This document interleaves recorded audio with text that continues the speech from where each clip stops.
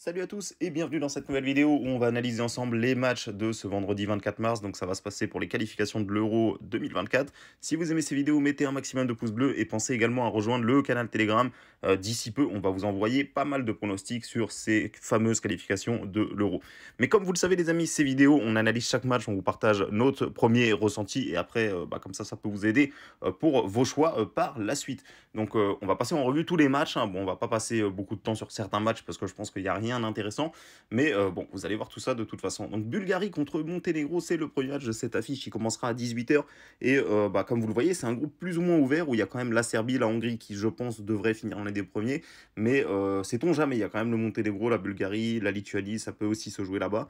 Et moi, je donne quand même un petit avantage à la Bulgarie. En ce moment, ils sont plutôt pas mal, hein. Ils sont sur 6 matchs sans défaite. Alors, il faut aussi voir qu'ils ont affronté des adversaires plutôt faibles, contrairement au Monténégro qui a quand même affronté des adversaires un peu plus de leur niveau. Donc méfiance sur ce match-là. On voit également que c'est souvent équilibré, hein. Lorsque ces deux équipes s'affrontent, il y a quand même souvent match nul, 3 fois d'affilée sur les dernières confrontations. Donc moi je m'en méfie ici, je vous conseille directement de partir soit sur Bulgarie ou match nul. Mais en tout cas pour moi ici, je pense quand même donner un avantage à l'équipe qui reçoit dans ce match-là, tout simplement. Autriche contre Azerbaïdjan, là encore c'est assez déséquilibré. On devrait normalement voir une victoire de l'Autriche qui, dans ce groupe-là, a plutôt intérêt à pas se louper, étant donné qu'il y a quand même la Suède, la Belgique. Bon, après, entre l'Estonie et l'Azerbaïdjan, ça devrait être les équipes où on devrait prendre des points contre eux.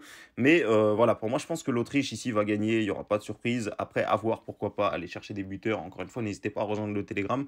On vous partagera ces opportunités là-bas. Donc ensuite on va passer au match France-Pays-Bas. Celui-là il va être vraiment intéressant à suivre. L'équipe de France qui retrouve le Stade de France d'une part, mais qui retrouve également, enfin qui va jouer son premier match après la finale de Coupe du Monde perdue contre l'Argentine. Donc je pense que l'équipe de France sera revancharde. Il y aura Kylian Mbappé qui voudra également s'illustrer, hein. C'est un petit peu compliqué avec lui du côté du PSG. Donc je pense clairement qu'il peut amener quelque chose sur ce match-là. Pourquoi pas aller chercher du Mbappé buteur qui a une cote plutôt pas mal.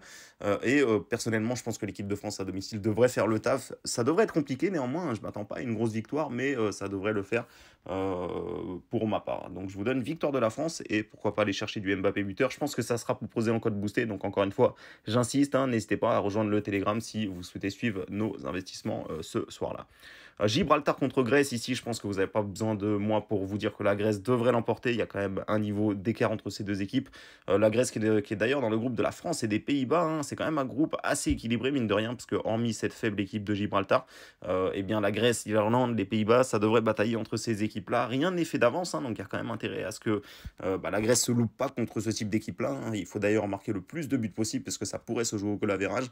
Donc pourquoi pas, pour ceux qui veulent aller chercher du Grèce handicap, moi je vois bien quand même au moins 2 ou 3 buts d'écart en faveur des Grecs sur ce match-là. Moldavie contre Île Féroé. Alors j'ai analysé rapidement ce match-là. Pour ma part, la Moldavie est quand même une équipe très très faible. Quand je regarde les Îles Féroé, ce qu'ils font, c'est plutôt pas mal. Ils ont quand même mine de rien réussi à battre l'équipe de Turquie en Ligue des Nations. Donc c'est quand même une grosse surprise ici. Et je pense que ça peut offrir des belles choses par la suite. Ils ont également fait un match nul au Kosovo. Le Kosovo qui est quand même une équipe difficile à jouer. Et de l'autre côté, quand on regarde la Moldavie, c'est plutôt compliqué. Ils font rarement des résultats contre des équipes plus fortes que eux. Donc ici, je vous donne clairement les Îles Féroé qui seraient capables d'éviter la défaite, hein, la double chance, Îles Féroé ou match nul, qui me semble la meilleure opportunité à aller chercher sur ce match-là. République tchèque-Pologne, là on a un match plutôt équilibré, je donne quand même un léger avantage à l'équipe qui reçoit. L'équipe de République tchèque me plaît vraiment, hein. Je trouve qu'il y a quand même du beau talent. Alors du côté de la Pologne, il y a évidemment Robert Lewandowski, mais c'est le seul joueur qui sort du lot. Je trouve que la République tchèque, ils ont un meilleur milieu de terrain, ils ont une meilleure défense, ils sont meilleurs à ce type de poste-là. Et en plus de ça, ils seront à domicile, donc je pense clairement que la République tchèque devrait l'emporter pour ce premier match. Ils ont une cote vraiment pas mal, donc pour ceux qui veulent partir sur tchèque, rembourser 6 matchs nuls, ça peut être vraiment un bon spot, je pense. Serbie-Lituanie, là encore on a un match très déséquilibré, la Serbie devrait l'emporter, hein. La Serbie c'est vraiment une grosse nation, hein. Faut vraiment les prendre très au sérieux, je pense pour ma part qu'ils finiront premier de ce groupe là, et ils devraient prendre un maximum de victoires et surtout pas se louper contre cette équipe de Lituanie qui est quand même mine de rien assez faible, hein, qui perd énormément de matchs ces derniers temps, donc pour moi ici il n'y aura pas de surprise, Serbie devrait gagner par au minimum 2 ou 3 buts d'écart. surtout devant son public, ça devrait le faire. Suède-Belgique maintenant, alors là on a un match plutôt équilibré, la Belgique qui est assez décevant je trouve ces dernières années, la Suède qui est pas mieux non plus, hein, mais attention, c'est quand même une équipe de Suède qui est plutôt en forme hein, sur les 5 derniers matchs qu'ils ont joués. Il y a quand même 4 victoires, un match nul et contre des équipes plutôt intéressantes. Du côté de la Belgique, c'est quand même assez compliqué. Ils n'ont pas rejoué depuis la Coupe du Monde, donc ça sera le premier match après l'élimination en Coupe du Monde où ils ont été très décevants. Donc forcément, la Belgique aura envie de montrer un autre visage que lors de la précédente Coupe du Monde. Mais attention, la Suède aussi, hein, ils n'ont pas forcément fait, des belles performances ces dernières années, que ce soit en Coupe du Monde ou que ce soit lors des Euros. Ici, je me méfie quand même énormément. Cette équipe de Belgique, elle m'inquiète vraiment. Alors, c'est vrai qu'il y a beaucoup plus de talent, c'est vrai qu'il y a beaucoup plus de gros noms, mais au final, ça joue pas si bien que ça. C'est quand même assez compliqué pour les joueurs de s'entendre, de se trouver sur le terrain. Et ça me semble être un petit piège du côté de Solna en Suède. C'est toujours compliqué d'évoluer chez des équipes comme ça qui sont soutenues par leur public. Donc, moi, je vois bien pourquoi pas une victoire de la Suède et pourquoi pas aller chercher une double chance, Suède ou match nul. Je serais vraiment pas surpris que la Belgique se fasse attraper dans ce premier match-là, surtout que bon, s'ils perdent ce premier match, ce sera pas dramatique. Derrière, je pense qu'il y aura largement la place pour se rattraper et finir dans les 2 premiers.